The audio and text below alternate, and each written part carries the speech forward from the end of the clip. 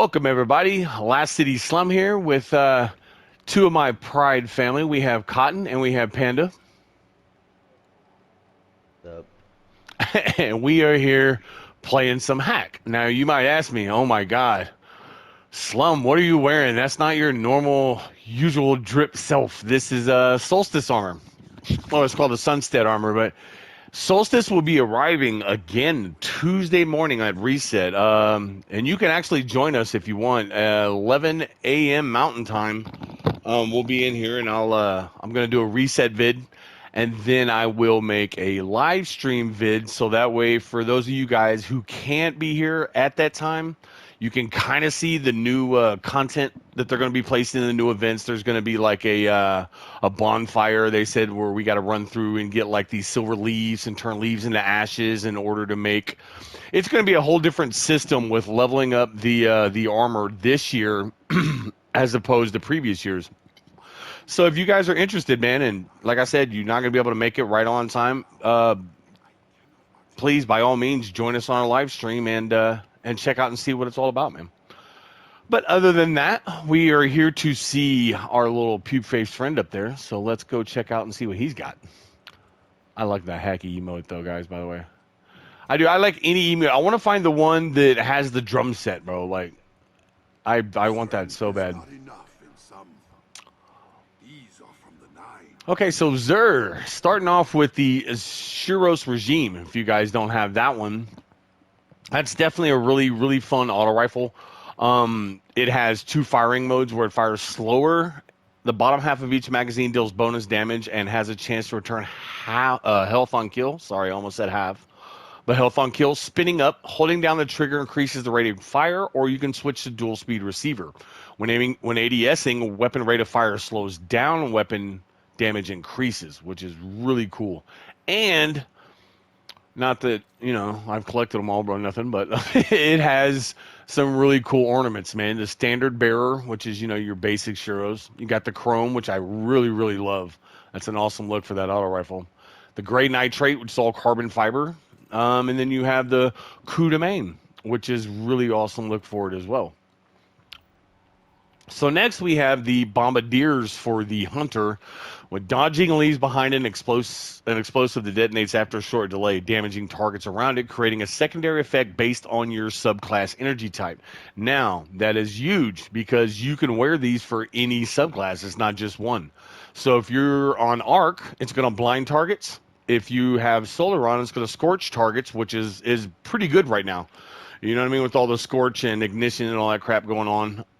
The purple suppresses targets, which is good if you have like if on your void build, like myself personally, I go for the constant Inviso Ninja is what I call it, because I like being invisible all the time, get you out a lot of stuff.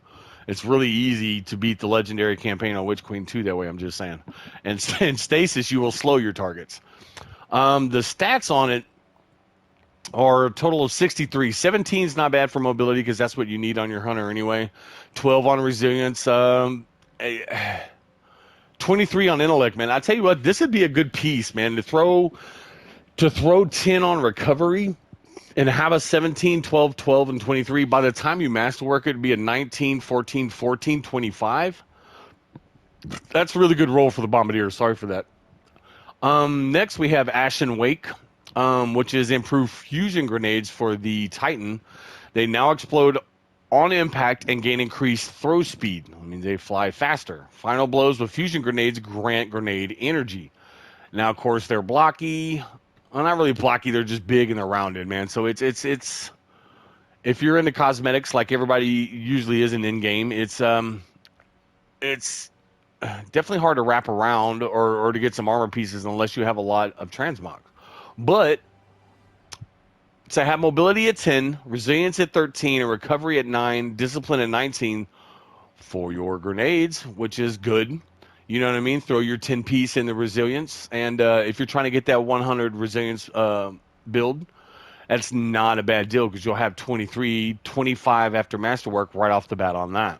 So if you don't have these, it's not a bad pickup, man. It's some really good stats for this one. For Crown of Tempest for the Warlock. Holy jeez. Okay, so I would be on to everything. I would tell you to pick this up. If you don't have it, matter of fact, I am picking it up right now. It is a base stat of 70. 30 of that is in resilience, 16 is in discipline, and the other 16 is in strength.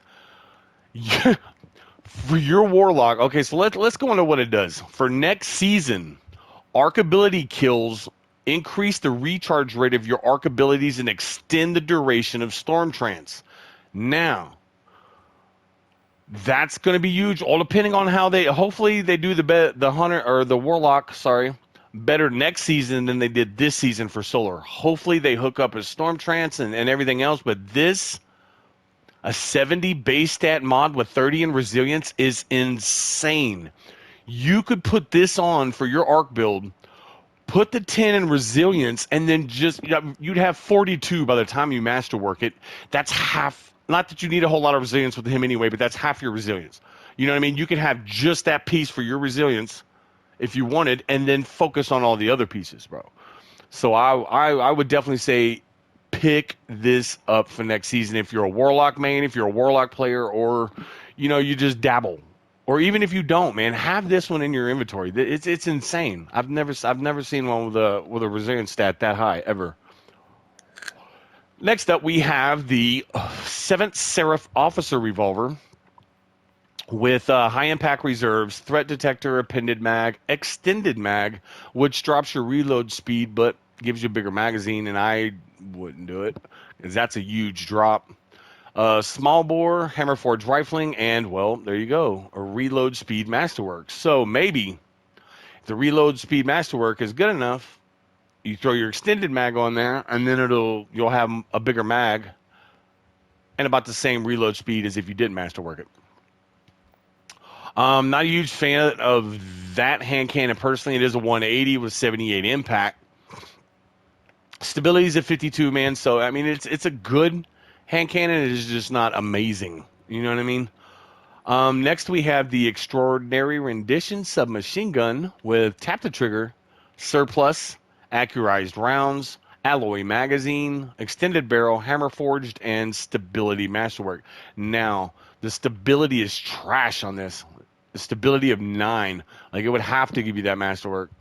Range of 62, impact of 22, so it's good for a long range sub, but that stability long range is not even going to be viable.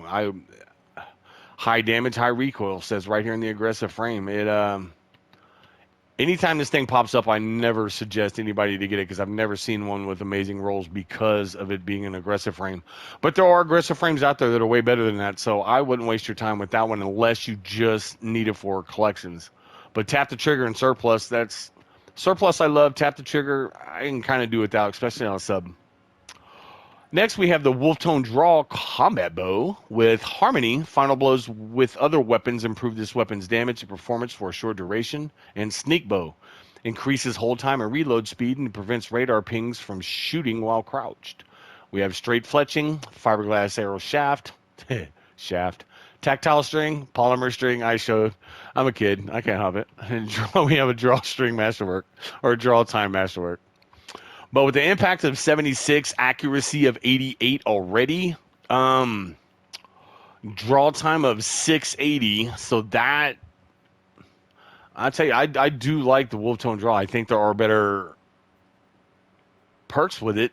But, I mean, if you don't have it, go ahead and grab it here. Or you can go ahead and run some of the older stuff and pick it up there.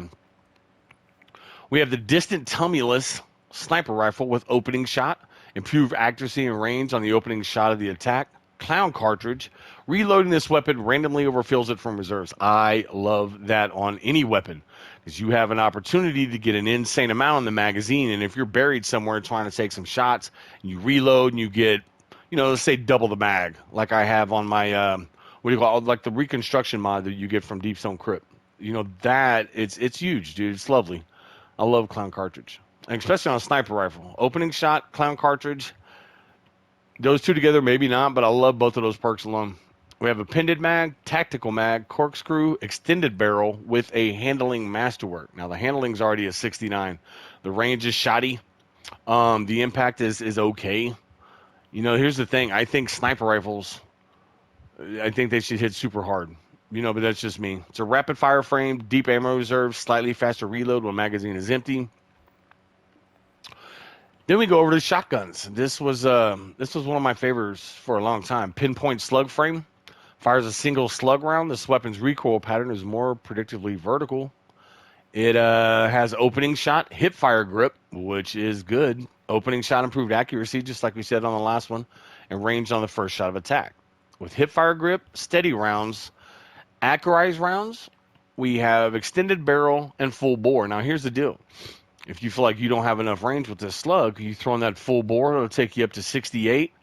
And then that right there will probably take you up to, that'll give you another 15 points. So we'll say 70, 83. It'll take it to 83 on range. 83 on range with a shotgun. That is crazy. And I will, God, man, like I kind of really want that really bad. Let me make myself some space here real quick. Sorry about that, guys. It's just ridiculous. Or you know what? I'll come back and do that. We'll do that later. As you could see, I was full of my info. Corsair's Wrath. Now this linear fusion rifle, man, between this one and the Tarantula, I loved for a long time. Because remember when we had the season of the fusions, it was amazing and it was super viable. It was fun to play with, and the perks on here are crazy. Unrelenting, killing wind, liquid coils, projection fuse. You have corkscrew rifling and extended barrels. So I mean, those are good perks. With a blast radius. Wait. What is this? It has a blast radius masterwork on a weapon that doesn't have a blast radius. Okay. This might be broken as hell, bro. But we'll test it out and we'll see exactly what the blast radius does for the linear fusion rifle. The Keening, which is a sidearm that has one quiet moment, grants increased reload speed when out of combat. Anyway, reload sympathetic arsenal, reloading after final blow also reloads stowed weapons.